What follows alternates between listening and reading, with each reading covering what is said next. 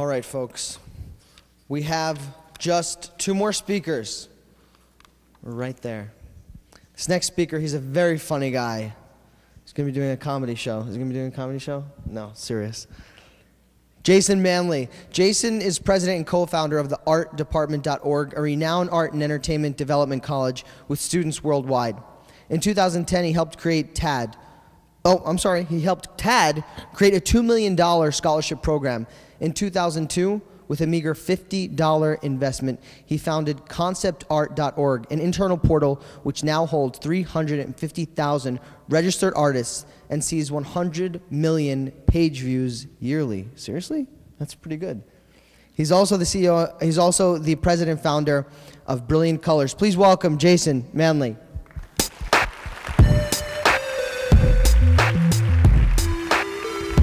Thanks. All right, so we shall begin. My name is Jason Manley, and I come from a very small town in Minnesota, a little place called Annandale, population of 1,500. And that little box in the lower corner there, that's where I lived. Those trees, that's where my house was. And in a city like that, there's not a lot of art. There's not a lot of culture. If there is art, it's someone's painting the water tower, the demolition cars, right? The demolition derby cars. And so they didn't quite know what to do with me in that little town. I spent a lot of time swimming in that lake and not really knowing what I was capable of, really. Thinking I was maybe not capable of much. When I was 10 years old, I spent a couple years in foster homes, and when I was 17 years old, I was orphaned and spent the next 2 years kind of bumping my head into life, straight into life, not knowing which way was up or down or sideways, and definitely finding out which way was down. And at a certain point, I decided I was going to become an artist. And a friend of mine said, Jason, you're staring out the window for 2 weeks. My last friend that did that, he committed suicide. And I said, oh, no, I'm not that at all. I'm a daydreamer. And I said, I want to be an artist. I want to make animation or cartoons or video games or something like that. And he said, animation, you mean like drawing? And I said, yeah. He said, what's stopping you? There's nothing between the pencil and the paper but air. And it just rang like a bell in my head.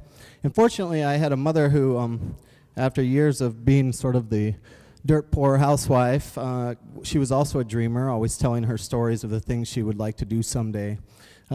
She decided to become a writer and a college professor. And over the course of, with 5 kids, mind you, one of them that was pregnant and just not looking like this family was going anywhere. And she decided she was going to go back to school, and she did so, and within 5 years she was a professor at the State University and a published author. And I saw how she did it, and she did it by making a decision to do what she wanted to do, to follow her heart, to follow what she wanted to do, and to sacrifice everything at that goal. So she spent every night working until 4 or 5 in the morning, typing away in her typewriter, working. So I moved to Arizona.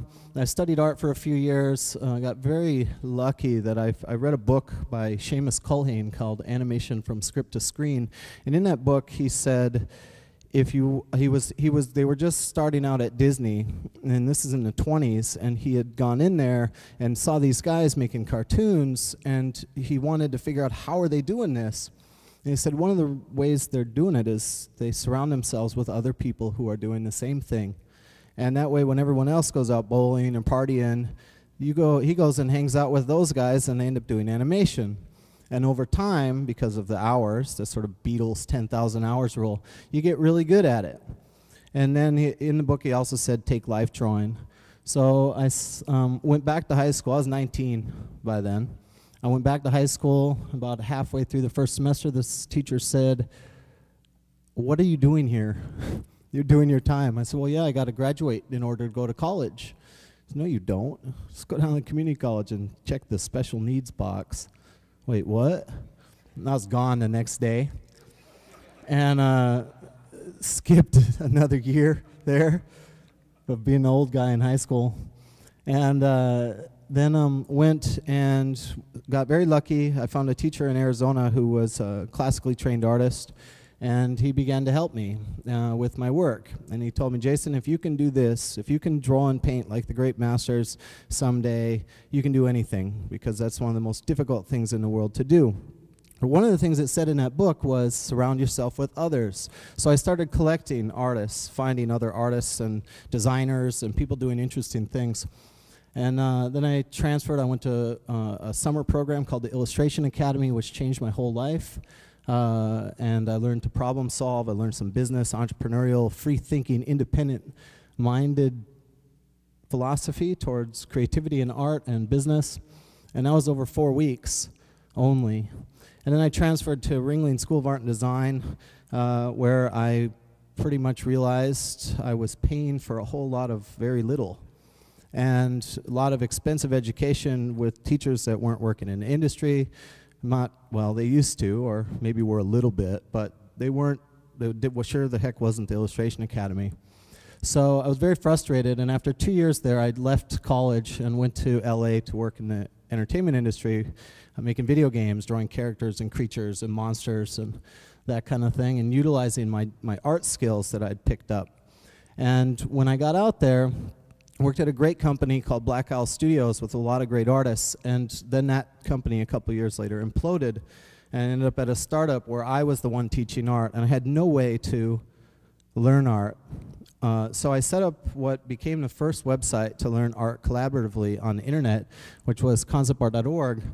And the way it worked is you come in, you give, you share, you create, you help others, then you get bumped to the top. As a leader in the community, you get the traffic and the opportunity. Over the course of the next couple of years, I began getting more and more clients, and so busy that I had many artists working for me. Along the way, and this was really an effort to give back. ConceptArt.org was an effort to give back to the community. And so I got a private message one day on the site, and it was this young artist named Mind Candy Man. He's 25 years old. He works at a bank. He's miserable. I have 2 kids. I have a wife. I hate life. I can't live like this. I don't know what I'm going to do. All I want to do is be an artist. What do I do? And I said, you spend every waking second of your day, half of it drawing from life and half of it drawing from imagination. You'll find your path. So this was his first post on the left, and he introduced himself. And later in the thread, he says, I'm Jonathan. I work, do this, I do that. Here's my first post. I'm going to do my journey. I'm going to post my journey. And when he posted these drawings and this little painting, it's obvious that he's not going anywhere. And that's what everybody thought. But I started out from the same place. So I knew that over time, if he just kept his nose down, he would be able to do it. And so you can see at a certain point, every time he'd get his assignments done, he'd write me and ask what to do next, and I would tell him and just pass along this information, which is really hundreds of years old art training, so traditional art training. So he begins to do his traditional studies, and after a time, he's doing more difficult traditional studies. You can see him dedicated, painting that landscape up there, which is a far cry. This is a couple years later. This is a far cry from where he was in the beginning. This is some fairly recent work.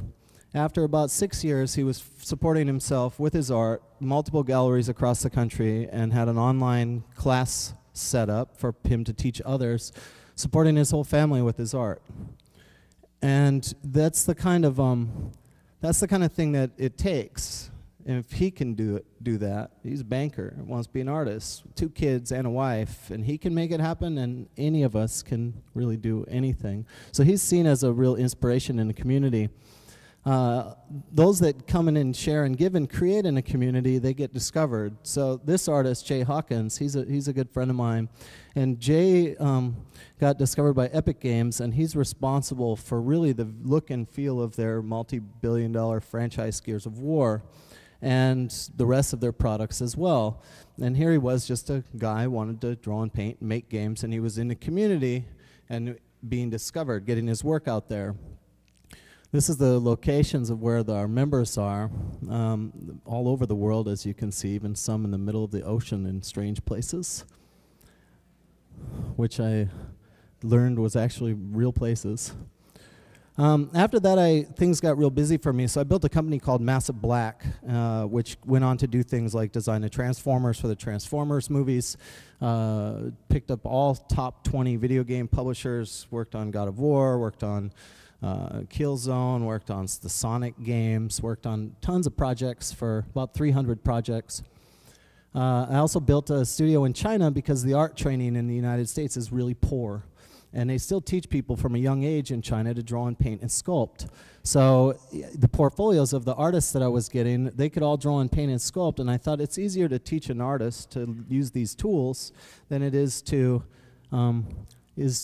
take the guys that know the tools and teach them to be an artist. So I built in Shanghai, and what I didn't know was about 1,000 other developers would follow me there. And we're the first next-gen game developers set up there. That company is now called Brilliant Colors, which works on lots of big properties that some of you have probably heard of. And we do everything from designing the worlds to building the 3D, animation, etc.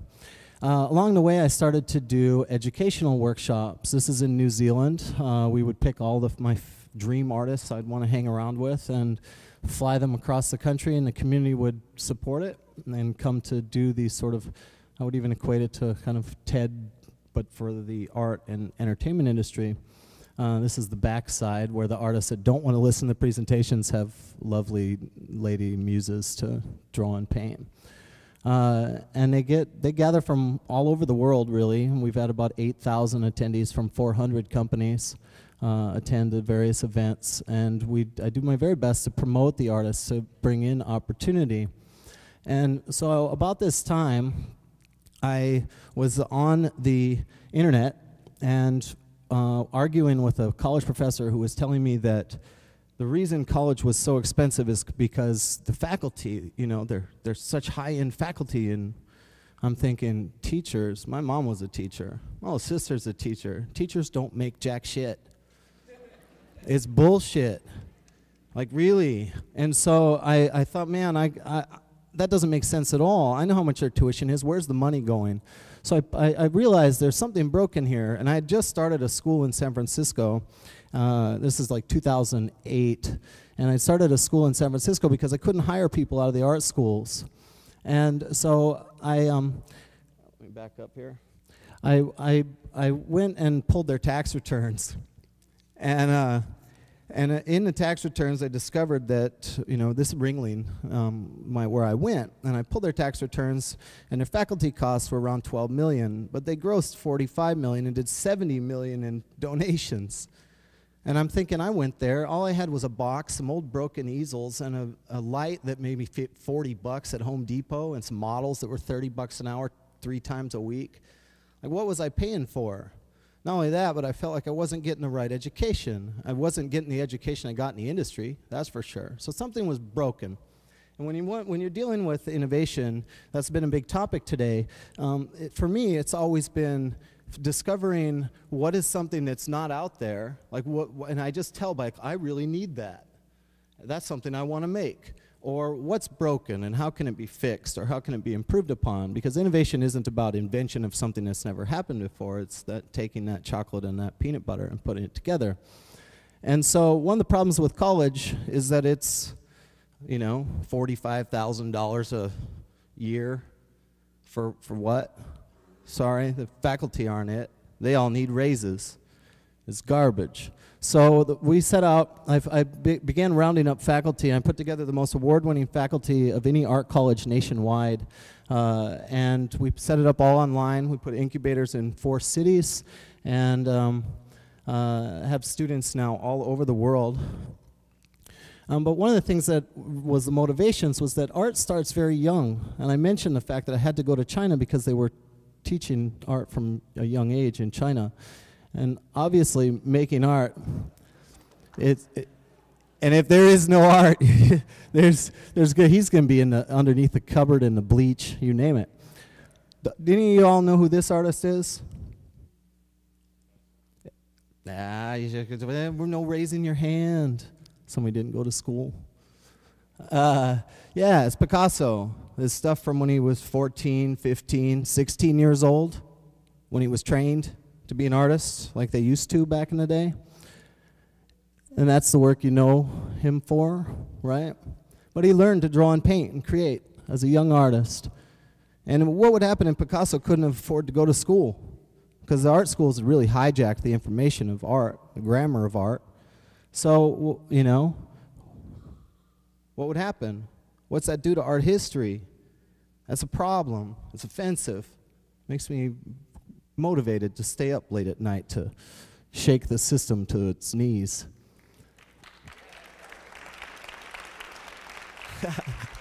You know, and artists are poor anyways. I'll try and put them in indentured servitude while we're at it, which is garbage again. So we put together the program, and we've had very, very good luck with the students. In the third semester, I have 10 of my students working on the #1 MMO worldwide in their third semester.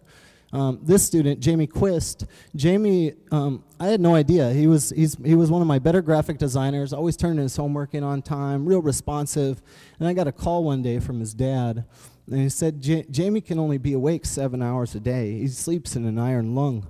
And he couldn't go to college. He can't do any of that. But Jamie can, I've never seen anything like it. I realized he could have a career. And so I'm taking him out of school, and he's in tears telling me this. I'm taking him out of school because I'm going to the UK to smuggle in a portable iron lung that will keep him up 11, 12 hours, 13 hours a day. And then he can move around, he can travel, he can get up. And so they had to take his tracheotomy out in order to do so, and it was going to take months to heal. And so this opportunity of taking education and brilliant educators and really delivering it in a way that allows the artists to get the information they need, no matter where they're at, no matter what income level they're at. If they're deserving, they need to be able to get the information. So this is our visual literacy program. Everybody knows the high schools are having the art sucked out of them like we've got more important things to spend money on. And so we created a free program with about $1,000 worth of videos in it, direct access to professionals. It's a secure social network for high schools that's free and given to high schools nationwide. And they donate their time. We actually pay the faculty to spend time in there to help the students. And then one of the other things that we do to connect the students to the industry and provide them the success is we do those events. And that's the next event we're doing is the Greenlight Summit. So go ahead and roll the, let's take a look. So when I built my companies, I built them to help each other in a very symbiotic way, thinking I was being rather inventive. And then I found out the Japanese have been doing that for 200 years. So, you know, it pays to sort of research. But I had no idea how to do it. I just knew that if I'm going to have education, I've got to be connected to the industry. If I'm going to be connected to the industry, I've got to have community. I've got to have my own podium, marketing, etc. So with that said, go ahead and roll the art slides. You know, when you get started and you're going after what you want to go after, you really need to listen to your ideas. And if something sounds like a bad idea, you know, chalk it up as a bad idea.